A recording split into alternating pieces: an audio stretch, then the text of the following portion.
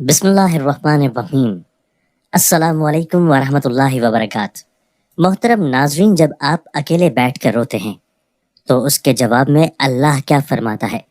امیر المومنین حضرت علی المرتضیٰ رضی اللہ تعالیٰ عنہ نے فرمایا کہ جب تم میں سے کسی کو خوف خدا سے رونا آئے تو وہ آنسوؤں کو کپڑے سے صاف نہ کرے بلکہ رخساروں پر بہہ جانے دے کہ وہ اسی حالت میں رب کریم کی بارگاہ میں حاضر ہوگا۔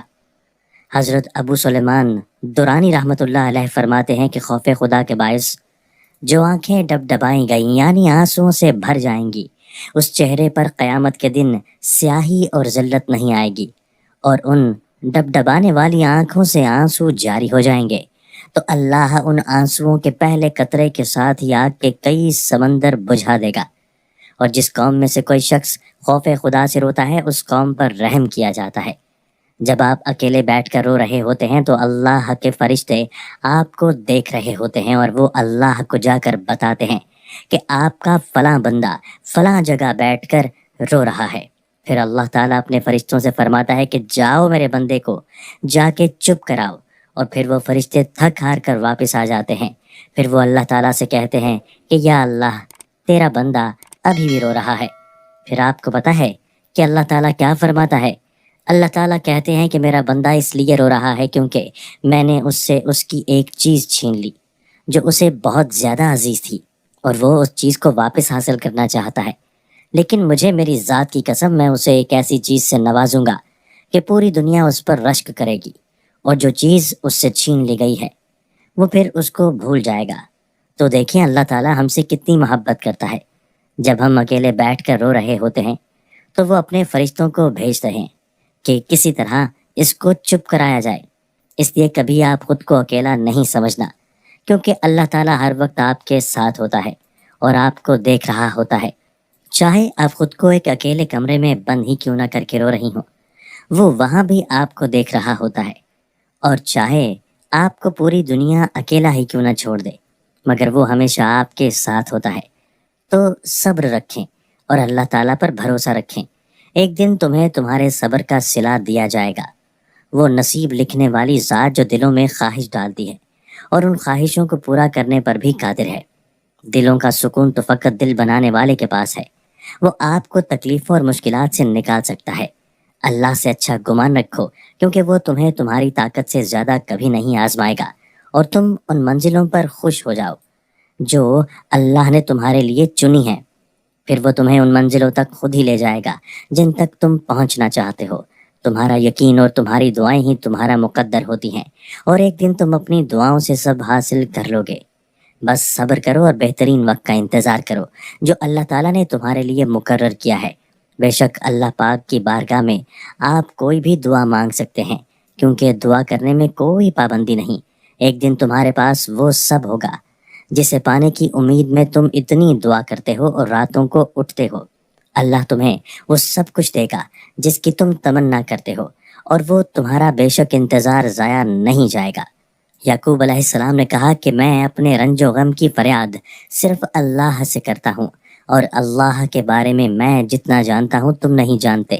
سورہ کہف میں ایک سبق ہمارے لیے یہ بھی ہے کہ جب کچھ ایسا ہماری زندگی میں ہو رہا ہو جس کی سمجھ نہ آئے تو ہمیں صبر کر لینا چاہیے، کیونکہ ضروری نہیں کہ ہمیں ہر چیز کی حکمت فوراً ہی سمجھ آ جائے۔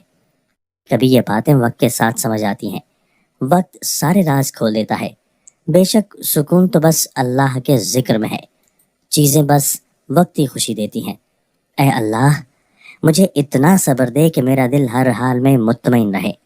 اللہ مجھے اتنا مضبوط بنائے کہ مجھے اللہ کے ذکر سے کوئی توڑ نہ سکے۔ چیزیں بس وقتی خوشی دیتی ہیں۔ اے اللہ، مجھے اتنا صبر دے کہ میرا دل ہر حال میں مطمئن رہے۔ اللہ مجھے اتنا مضبوط بنائے کہ مجھے کوئی توڑ نہ سکے۔ کبھی سوچا ہے اگر اللہ نے دعا قبول نہ کرنی ہوتی تو وہ تمہیں بلا وجہ تمہارے دل کو ایک ہی دعا پر کیوں روک دیتا؟ اگر دعاؤں کی قبولیت نہ لکھی ہوتی وہ تمہارا دل بدل بھی تو سکتا تھا۔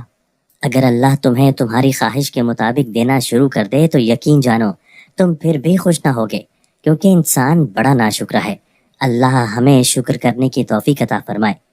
اے ٹوٹے دل والے خاموش بندے، اللہ تم سے محبت کرتا ہے اور بے پناہ کرتا ہے، اور وہ تمہیں تمہاری خواہشات سے زیادہ دینے والا ہے۔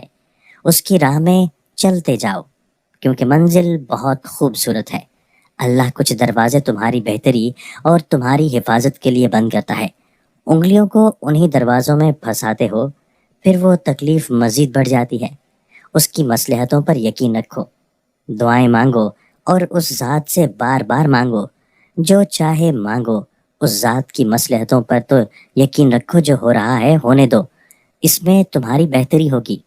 اور زندگی میں آنا والا کوئی بھی انسان بے مقصد نہیں آتا، اور یہ انسان ہمیشہ آپ کے ساتھ بھی نہیں رکتا۔ کچھ لوگ ایسے ملتے ہیں جو آپ کے ساتھ زندگی بھر کے لیے رک جاتے ہیں، اور کچھ لوگ ایسے ہوتے ہیں جن کے ساتھ ایک مدت تک کا سفر ہوتا ہے اور پھر راستے الگ ہو جاتے ہیں۔ کچھ لوگ اچھے ملتے ہیں اور کچھ لوگ آپ کو توڑ دیتے ہیں، لیکن ہر انسان اپنے ساتھ کوئی نہ کوئی سبق لے کر آتا ہے۔ جس طرح ہر غلطی اپنے ساتھ کوئی سبق دے کر جاتی ہے۔ لوگ آتے ہیں جاتے ہیں، یہ سلسلہ ہے۔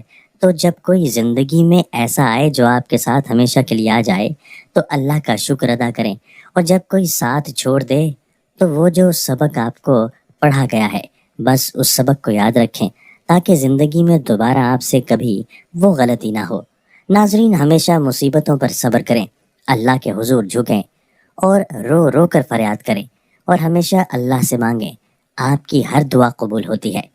ناظرین، اللہ کے 99 ناموں میں سے ایک نام کمنٹ میں ضرور ٹائپ کریں۔